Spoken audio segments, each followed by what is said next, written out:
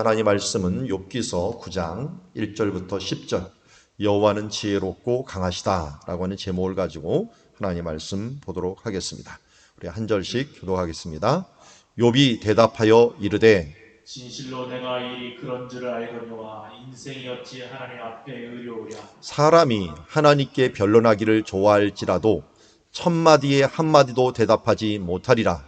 그는 마음이 지혜로우시고 힘이 강하시니 그를 거슬러 스스로 완악하게 향하고도 형통할 자가 누구이랴. 그가 진노하심으로 산을 무너뜨리시며 옮기실지라도 산이 깨닫지 못하며 그가 땅을 그 자리에서 움직이시니 그 기둥들이 흔들리도다. 그가 해를 명령하여 뜨지 못하게 하시며 별들을 가두시도다. 그가 홀로 하늘을 펴시며 바다 물결을 밟으시며 북두성과 삼성과 묘성과 남방의 밀실을 만드셨으며 측량할 수 없는 큰 일을 셀 셀 수 수 없는 없는 기이한 기이한 일들을 일을 행하시느니라. 아멘. 자, 욥이 빌닷의 수아 사람 빌닷의 말에 대해서 대답하는 장면이 이제 9장에 나오게 됩니다.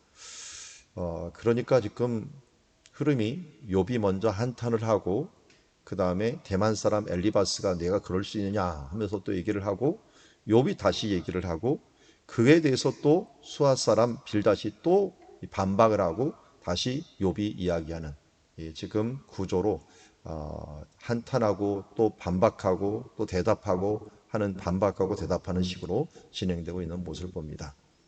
자, 그런데 욥이 이번에는 빌닷의 말에 대해서 수긍을 합니다. 어떻게 되면 진실로 내가 이 일이 그런 줄을 알거니와 하면서 내가 말한 말이 맞다 하는 말을 분명히 이야기합니다. 그가 한 말이 뭘까요? 우리 이 앞에 8장이죠. 8장이 그가 한 말이 뭡니까? 욥이 악인의 길을 걸었다. 너 지금 악인의 장막을 만든 거나 마찬가지다. 그러니까 내가 갈대와 같이 넘어졌고 거미줄같이 거친 바 되었고 뿌리 뽑힌 나무와 같아서 흔적도 없고 이제 그 흙이 새로운 식물을 맺는 거야 하면서 이야기합니다. 그래서 한 예로 하나님을 잊어버리는 자의 길은 다 이와 같고 저속한 자의 희망은 무너진다. 악인의 장막은 없어진다. 결국 누구를 빗댄 거예요? 계속적으로 빌닷이 욥 내가 그런 인생을 사는 거야.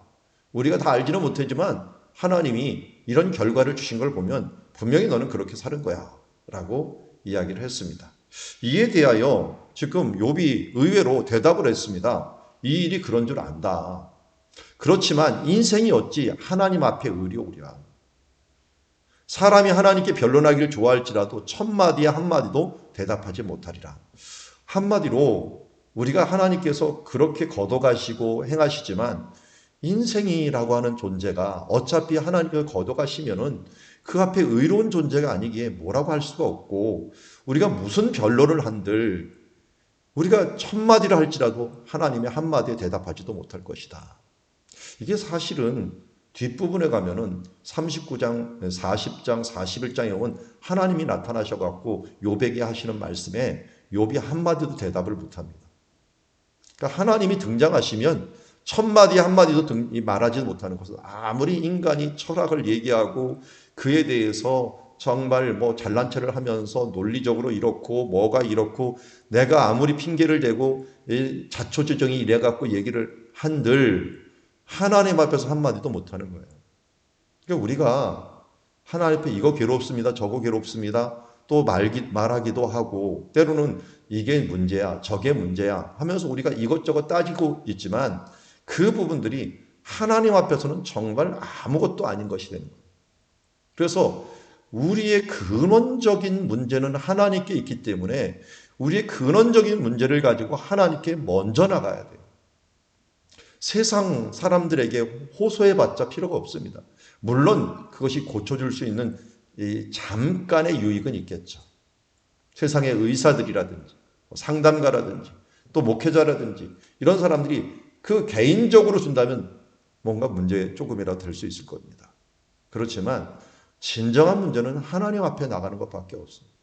천마디를 조언을 듣더라도 내가 천마디를 말한다고 할지라도 하나님의 한 번 나타나심이 모든 것을 다 끝내버리는 것을 보게 됩니다. 그래서 우리는 언제든지 계속적으로 호소해야 되는 게 하나님의 얼굴을 뵙기 원합니다. 하나님을 뵙기를 원합니다 하면서 하나님 앞에 나아가 하나님의 은혜를 구하는 그 모습으로 나아갈 때 하나님께서 나타나시면 우리들의 모든 문제와 모든 이 해답들이 이 문제 앞에 해답들이 나오는 모습을 보게 됩니다. 욥이 그것을 고백한 겁니다. 그런데 욥이 지금 뭐 하는 거예요? 하나님이 안 나타나시는 거예요. 하나님이 내 앞에 뭔가 말씀을 해주셨는데 이게 왜 일어났는지를 알지 못하는 거예요. 그러니까 답답해갖고 하나님을 뵙지 못하는 인간의 이 좀 답답함, 힘듦, 이 부분들을 보게 됩니다. 우리 인생에 보면은 때로는 하나님의 뚜렷한 해답이 없을 때 아마 욥과 같이 우리는 힘들고 정말 지치는 이 모습들이 이게 한 달, 두 달, 세 달, 몇 년을 가고 나면 정말 지쳐갖고 할 수가 없습니다. 욥은 지금 그런 상황에 놓여져 있어요. 근데 여기서 우리는 항상 놓치지 말아야 될 게 하나가 있다 그랬죠. 욥은 어떤 사람이었어요? 어떤 사람? 맨 처음에 하나님 앞에 완전하고 정직하고 하나님을 경외하고 악에서 떠난 사람. 하나님이 이런 시험은 아무한테나 안 줘요. 수준에 맞게 줍니다. 저 같은 사람한테 안 줄 것 같아요. 왜냐하면 아직 제가 그 수준에 이르지 못했거든요. 한 사람이 하나님이 감당할 시험밖에는 당한 것이 없다 했기 때문에 내게 당한 시험들은 충분히 감당할 부분이에요. 그런데 그 시험들을 이기지 못하면 또다시 다람쥐 쳇바퀴 돌듯이 똑같이 반복이 되기 때문에 우리가 이것을 이겨나가려고 하는데 그것의 해답은 욥이 또 보여주고 있어요. 우리가 하나님께 나가야 된다. 여기 욥의 가장 항상 놓치지 않고 욥이 항상 가지고 있는 게 뭐냐면 하나님 앞에 호소하는 거예요. 여러분 우리가 왜 기도해야 된다는 거예요? 기도라고 하는 건 모든 문제를 하나님께 가지고 나오는 거예요. 그러니까 욥은 끝까지 놓치지 않았던 게 기도예요. 끝까지 하나님 앞에 하나님과 나와의 관계에서 뭔가를 해석하려고 했지 친구들이 말하고 하는 것들 때문에 이리 흔들리고 저리 흔들리지 않았어요. 하나님과의 나의 관계가 아직 해결이 안 됐다. 나는 지금 하나님을 배워야 된다. 그리고 결론적으로 42장에 보면 하나님의 얼굴을 뵌다라고 하는 말을 해요. 왜? 4절 보니까 그분이 어떤 분이라는 거예요. 그런 마음이 지혜로우시고 힘이 강하시니 그를 거슬러 스스로 완악하게 행하고 형통할 자가 누구랴.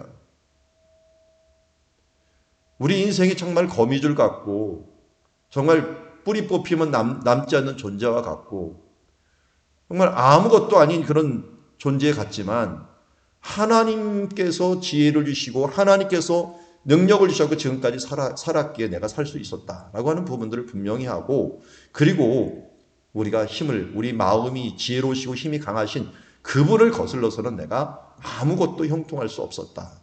지금 하나님께서 내게 복을 주셨는데 지금 화를 주시니 내게 힘도 없고 나는 지혜롭지도 못하니까 당연히 이러한 처지에 있구나 하는 부분들을 이야기합니다. 그러면서 그가 화를 지고 그의 진노하심으로 5절 어떻게 했어요?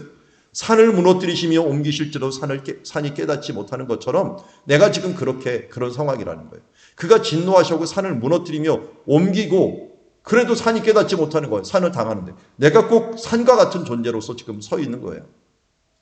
이게 지금 그 요단강 동편 지역이거든요. 동편 지역인데 이 산들이 엄청나게 많아요. 특별히 요 아래쪽 검은 그림자처럼 있는 요 산이 욥이 살았던 에돔 산지거든요. 에돔 산지는 이 남쪽 부근인데도 불구하고 굉장히 산들이 높고 그리고 험합니다.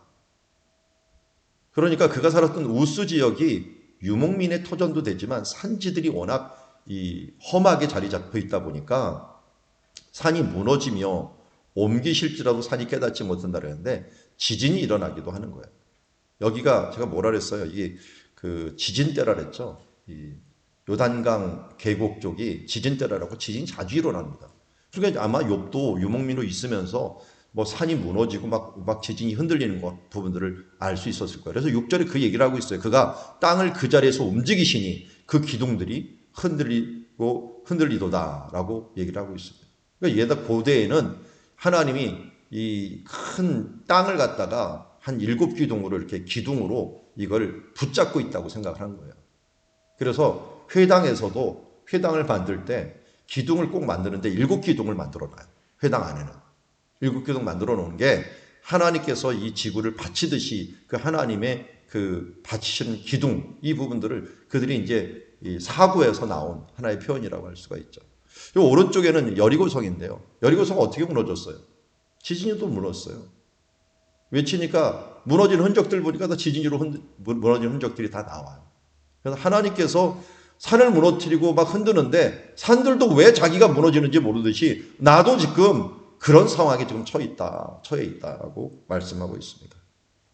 7절에서는 그러면 땅만 그러냐? 하늘을 한번 봐라. 그가 해를 명령하여 뜨지 못하게 하시며 별들을 가두시기도 하는도다. 그러니까 밤이 되면은 이걸 새벽이 어느 때 떠야 되는데 하나님이 명령하시기 전까지는 해가 뜨지 못하는 거예요. 별들도 가둬버리시는 때가 있다는 겁니다. 때로는 뭐 일식이 벌어지기도 하고 하나님을 가둬두는 일들이 있습니다. 그가 홀로 하늘을 펴시며 바다 물결을 밟으시며 북두성과 삼성과 묘성과 우리 북두성 아시죠? 7개의 별이 있는 것. 삼성은 오리온별이에요. 오리온별. 오리온별은 가운데 삼성이 딱 겹쳐 있죠. 그 외에 묘성, 남방의 묘성인데 여러 별들, 이 묘성 황소자리라고 하는데요. 전 잘 모르겠고 하여튼 별들 가운데 제가 제일 잘 보이는 건 오리온별. 그리고 북두, 칠성. 요거 잘 보이니까 그걸 지금 묘사를 하는 거예요. 그 묘사를 하면서 이 측량할 수 없는 큰 일을, 셀 수 없는 기이한 일을 행하시느니라. 저도 여기 지난번에 한번 얘기했듯이 에돔 지역 딱 들어가고 또 에돔에서 그 와디럼이라고 하는 지역이 있어요. 그 지역에 들어가면은 그 천막에서 한번 잠자는 프로그램이 있거든요. 그래서 거기 가서 자면은 잘 때 제일 기대가 되는 게 별 보는 거예요. 별이 정말 쏟아집니다. 정말 너무 아름다운 별들이 있으니까 그 별들 앞에 인간이 정말 초라해져.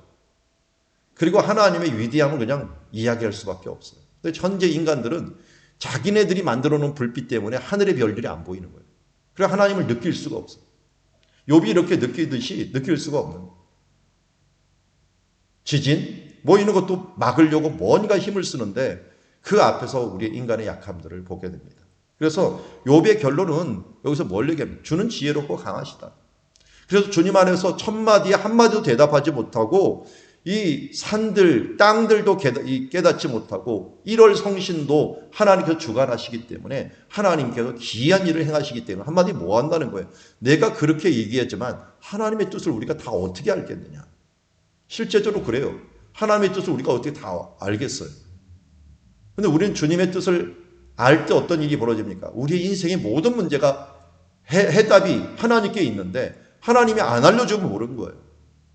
그 욥이 이때는 정말 답답했죠. 예수님이 왜 오셨어요? 예수님이 이런 문제들을 해결하기 위해 오셨어요. 예수님 그래서 자주 하십니다. 옛사람이 말한 바 너희들은 이렇게 하라고 했으나 나는 너에게 이르노니 하면서 하나님의 뜻을 우리에게 올바르게 알려주기 위해서 두 가지로 얘기합니다. 하나는 말씀으로, 하나는 삶으로. 그래서 예수님의 그 일생의 모든 모습이 바디 랭귀지라죠. 바디 랭귀지. 예수님의 하신 모든 일들이 얼마나 사람들을 사랑하시고 하나님의 뜻하시는 것이 무엇인가를 우리에게 알려줍니다. 한편은 예수님께서 말씀하신 부분들이 이 더 밝히 부분들을 알려줍니다. 이 부분들을 또 알지 못할까 봐 성령님을 보내주셔갖고 우리로 하여금 하나님의 지혜의 성령을 통해 우리를 깨닫게 하시는 것을 보게 됩니다. 주는 지혜롭고 강하십니다. 그런데 그게 나하고 어떤 관련이 있습니까? 욥은 지금 그걸 해결하지 못하고 있는 거예요. 왜? 그 당시까지 예수님도 안 왔고 그 당시에 성령님도 알지 못했으니 얼마나 힘든 시간을 지내겠습니까? 근데 우리는 욥과 같은 이유 없이 깨닫지 못하고 답답하고 힘든 인생을 살아갈 수밖에 없는 그 구약시대의 삶들을 살 수밖에 없었지만 예수님이 이 땅에 오셔서 우리에게 해답을 알려주시고 그뿐만 아니라 우리를 강하게 하시고 지혜롭게 하실 수 있는 지혜의 성령님, 보혜사 성령님을 통하여 우리에게 하나님의 뜻이 무엇인가를 하나님 앞에 외치고 기도하면 알려주는 그런 은혜의 삶을 우리에게 허락해 주셨다는 것입니다.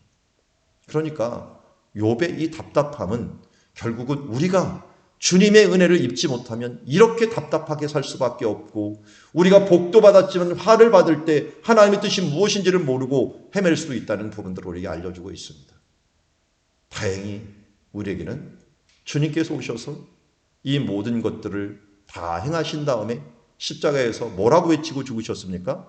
다 이루었다. 다 이루었다. 내가 알려줘야 될 것들을 모두 알려줬고, 내가 그들에게 깨닫게 할 수 있는 걸 모두 깨닫게 했고, 이제 내가 다시 부활해서 아버지께로 가갖고 이것을 영원토록 너희들이 깨닫게 할 수 있도록 보혜사 성령님을 보내주겠다 해서 우리에게 성령님을 보내주셨고, 우리로 하여금 예수 그리스도를 믿게 하는 그 힘이 뭐였습니까? 성령이 아니고는 예수를 주로 시인할 수 없다라고 했기 때문에 성령님으로 우리고 예수를 믿게 만들고, 예수님 성령님께서 우리를 세상 끝날까지 떠나지 아니하고 우리와 함께 계시겠다고 약속해 주셨습니다. 이제는 우리가 어떻게 되겠습니까? 욥처럼 한탄하는 것이 아니라, 하나님 이러한 한탄함과 이렇게 깨닫지 못함, 내가 이걸 깨닫지 못하오니 하나님 앞에 우리가 아뢰고 기도하며 나아갈 때 하나님 그 뜻을 알려주시고 우리들의 갈 길을 보여주시기, 주님과 1대1 대면할 수 있고 은혜의 보호자 앞으로 나아갈 수 있는 길을 열어주셨기, 여러분들이 기도하면서 성령 하나님의 도우심을 받으면서 우리의 삶들, 측량할 수 없는 큰 일들, 기이한 일들이 나를 향한 뜻이 무엇인가를 여러분이 깨닫고 그 말씀이 나를 주관할 수 있도록, 말씀이 내 심령의 골수를 찔러 내 삶을 변화시킬 수 있도록 하나님 그 말씀 주시옵시고, 그 지혜 주시옵시고, 그 강력한 능력을 더하여 주시옵소서. 그래서 믿는 자에게 능치 못함이 없느니라 라고 하는 그 능력이 오늘도 우리와 우리 삶 가운데 나타나는 귀한 성도의 삶들을 살아가기를 주의 이름으로 축원합니다.